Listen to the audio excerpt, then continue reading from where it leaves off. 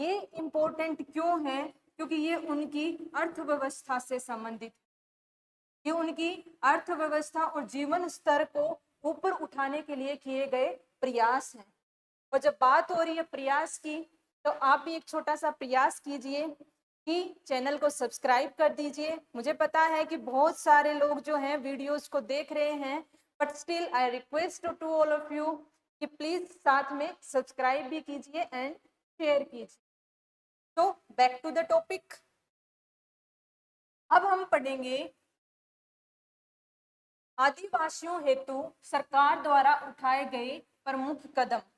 देखिए, सबसे पहला जो है जनजातीय क्षेत्रीय विकास विभाग, यानी कि शेड्यूल्ड ट्राइब के डेवलपमेंट के लिए विभाग। इसकी स्थापना 1975 में हुई थी और मुख्यालय जो है इसका उदयपुर में है। नेक्स्ट है राज्य संघ, राजस्थान जनजाति जो है सहकारिता संघ। इसकी स्थापना 27 मार्च 1976 को राजस्थान राज्य सहकारी अधिनियम 1965 के तहत हुई थी। इसका प्रमुख उद्देश्य है जनजाति एवं शहरिया समुदाय के लिए विभिन्न योजनाओं का क्रियान्वयन करना। जनजाति में तो बाकी सब आ गई, और स्पेसिफिकली तो शहरिया जनजाति जो आदिम जनजाति है उसकी बात की गई। नेक्स्ट एक इंस्टीट्यूट है important, Manikyalal Verma tribal research institute, इसको TRI भी बोल देते हैं सिंपली। इसकी स्थापना 1964 में हुई थी। आदिवासियों की रिसर्च और ट्रेनिंग हेतु इसमें 4 ब्लॉक बनाए गए हैं। मासिक तौर पे ट्राइब नाम से पत्रिका भी निकाली जाती है जिसमें आदिवासियों से संबंधित प्रमुख जानकारियां होती हैं। राजस्थान SC/ST कमीशन कब बनाया गया था? 2001 में बनाया गया था। गुरु गोविंद गिरी ट्राइबल यूनिवर्सिटी मानगढ़ में है, ये 2001 में ओपन हुई थी। इसके अलावा राष्ट्रीय स्तर के प्रयासों की हम बात करें तो ट्राइफेड, ठीक है, ट्राइफेड की फुल फॉर्म भी इम्पोर्टेंट है, क्योंकि ट्राइफेड की फुल फॉर्म जो है वो इसके शॉर्ट फॉर्म से थोड़ी सी अलग है, इसलिए इम्पोर्टेंट हो जाती है। Tribal cooperative marketing development federation of India, I repeat, TRIFED की full form tribal cooperative marketing development federation of India. इसकी स्थापना 1987 में नई दिल्ली में हुई थी। 5वीं पंचवर्षीय योजना, जो 12 पंचवर्षीय योजनाएं हैं उनमें से 5th जो पंचवर्षीय योजना से, यानी कि कब से, 1974-75 से ट्राइबल सब प्लान को अनुमति मिली। वो एरिया कौन से क्षेत्र में होगा? यहाँ पे ट्राइफेड की योजनाएं कौन से क्षेत्रों में लागू होंगी? ट्राइबल सब प्लान एरिया, यानी कि TSP क्षेत्र। आप और हम जब फॉर्म अप्लाई करते हैं गवर्नमेंट के, तो उसमें 2 चीजें होती हैं, नॉन TSP क्षेत्र, गैर अनुसूचित जनजाति क्षेत्र, और TSP क्षेत्र।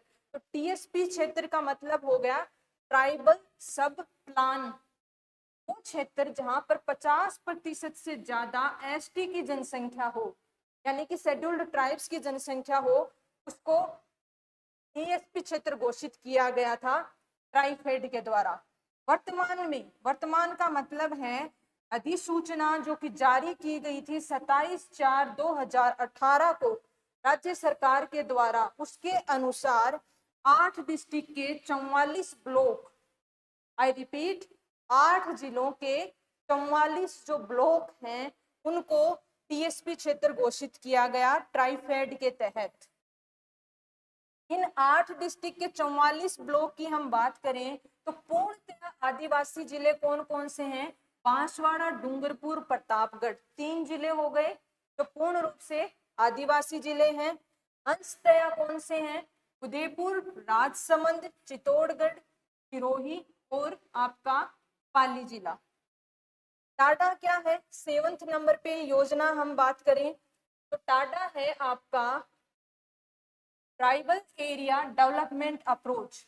टाडा की full form tribal area development approach. 1975-76 से ही ये शुरू हुई थी। 100% जो है भारत सरकार द्वारा वित्त पोषित है, यानी कि इस योजना के तहत जितना भी लाभ पहुंचाया जाएगा वो भारत सरकार के द्वारा दिया जाएगा पैसा। ये भी टीएसपी के 8 जिलों के 44 ब्लॉक में है। इसमें ऑल ओवर डेवलपमेंट पे ध्यान दिया जाता है। नेक्स्ट है हमारा शहरिया विकास कार्यक्रम। शहरिया विकास कार्यक्रम जो है वो 1977-78 से लागू हुआ। ये भी 100% भारत सरकार द्वारा वित्त पोषण है, क्योंकि शहरिया को भारत सरकार ने क्या किया था, आदिम जनजाति घोषित किया था। तो उनके डेवलपमेंट के लिए एक अलग से प्रयास किया शहरिया विकास कार्यक्रम 1977-78 से। ये शाहबाद और किशनगंज ब्लॉक ऑफ जो 12 है उसमें लागू है। फिर आता है माडा, मॉडिफाइड एरिया डेवलपमेंट अप्रोच। ये 1978-79 से है, 100% भारत सरकार के द्वारा। तो अभी तक ट्राइफेड, टाडा और माडा और शहरिया, ये चारों के चारों जो हैं 100% भारत सरकार द्वारा वित्त पोषित हैं। क्वेश्चन में अगर लिखा हुआ आ जाए कि 50% राजस्थान सरकार, 50% केंद्र सरकार, तो वो गलत है। यहाँ पे ये पॉइंट बहुत अच्छे से दिमाग में कर लेना, आदिवासी से संबंधित। इसके तहत माडा क्षेत्र में 18 जिलों में 44 ब्लॉक आते हैं। देखिए, एक है आपका ट्राइबल एरिया घोषित करना, एक है माडा क्षेत्र घोषित करना। दोनों में क्या डिफरेंस है थोड़ा सा यहाँ पे अच्छे से समझ लेंगे। जब मैंने बात की थी टीएसपी क्षेत्र घोषित करने की, तब मैंने कहा था कि मान लीजिए इस क्षेत्र को टीएसपी घोषित किया है, तो उसके लिए इस पूरे क्षेत्र का जितनी भी जनसंख्या है, उस जनसंख्या का 50% से जो ज्यादा है वो आदिवासी जनसंख्या होनी चाहिए। तो ये पूरा क्षेत्र क्या हो जाएगा, टीएसपी हो जाएगा। लेकिन मान लीजिए कि ऐसे क्षेत्र हैं कि यहाँ पे तो इस एरिया में तो 50% से ज्यादा है, इस एरिया में नहीं है, फिर यहाँ पे 50% से ज्यादा जो है आदिवासी जनसंख्या है, और यहाँ पे 50%। अब दुविधा क्या हो गई कि पूरे के पूरे क्षेत्र में जो है 50% से ज्यादा नहीं है, क्योंकि यहाँ पे नहीं है, यहाँ पे नहीं है, यहाँ पे नहीं है। तो क्या ये टीएसपी में आएगा? तो ये टीएसपी के क्राइटेरिया को पूरा नहीं करता था। तो इसलिए क्या किया गया, जो इस प्रकार के जनजातीय क्षेत्र जो टीएसपी में नहीं आ पा रहे थे, लेकिन फिर भी उनकी 50% से ज्यादा जो है कुछ कुछ एरिया में आदिवासी जनसंख्या है, उनको घोषित किया गया माडा क्षेत्र। अब इस क्षेत्र को क्या कर देंगे, मॉडिफाइड, यानी कि जो है मॉडिफाई किया गया है, किसको, ट्राइबल एरिया को, डेवलपमेंट अप्रोच को। ये 78-79 से हुई थी। ये 18 जिलों के 44 ब्लॉक हो गए। माडा क्षेत्र जो है टीएसपी से अलग, इसकी डेफिनेशन एक बार फिर से देख लेते हैं, इंपॉर्टेंट है। टीएसपी क्षेत्र से अलग वो क्षेत्र को एक यूनिट मानते हैं जहां 50% जनसंख्या एसटी हो, यानी कि मैंने कहा था इस यूनिट को माडा क्षेत्र कहेंगे, जिसमें यहाँ 50% क्या है, एसटी है। ये इस प्रकार हो गया। नेक्स्ट आता है इससे भी आगे स्केटर्ड ट्राइबल डेवलपमेंट प्रोग्राम, बिखरी जनजाति विकास कार्यक्रम। ये 79-80 से 30 जिलों में टीएसपी, माडा और एसडीएसपी के अलावा का क्षेत्र हो गया। यानी कि जो क्षेत्र टीएसपी में भी नहीं आया, माडा में भी नहीं आया और शहरिया डेवलपमेंट प्रोग्राम में भी नहीं आया, इन तीनों में नहीं आया, बाकी बचा हुआ जो क्षेत्र है जहाँ पे कुछ कुछ एरिया में, मान लीजिए इतना बड़ा है ये 30 जिलों का, तो एक दो जनजाति परिवार यहाँ रहते हैं, एक दो जनजाति परिवार यहाँ रहते हैं, एक दो जनजाति परिवार यहाँ रहते हैं। तो इस प्रकार से स्केटर्ड यानी कि बिखरे हुए जनजाति के परिवार, उनको भी कवर करने के लिए, उनकी अर्थव्यवस्था को अच्छा करने के लिए भी जो है चौथी योजना चलाई गई। कौन सी? Scattered tribal development programme. ये 1989-80 के अंदर आया। अब देखिए, एक चीज आपने नोट की हो तो ये आया है आपका 89-80 के अंदर। ये जो है माडा, ये 78-89 में, एक साल पीछे जाइए, सहरिया 77-78 में, और टाटा जो है वो 75-76 में। तो सबसे पहले टाडा पिछेतर क्षेत्र, फिर उसके बाद में आपका आ गया सहरिया 77-78, फिर उसके बाद में माडा माडा आ जाएगा, उसके बाद में नेक्स्ट ईयर में आपका आ गया स्केटर्ड। तो ये सीक्वेंस अगर आप याद कर लेंगे और शुरुआत वाले सिर्फ 75 क्षेत्र याद कर लेंगे तो चारों की चारों जो हैं लगातार हैं, एक एक साल का, यानी कि आपको फिर से नई डेट्स याद करने की जरूरत यहाँ पे नहीं पड़ेगी।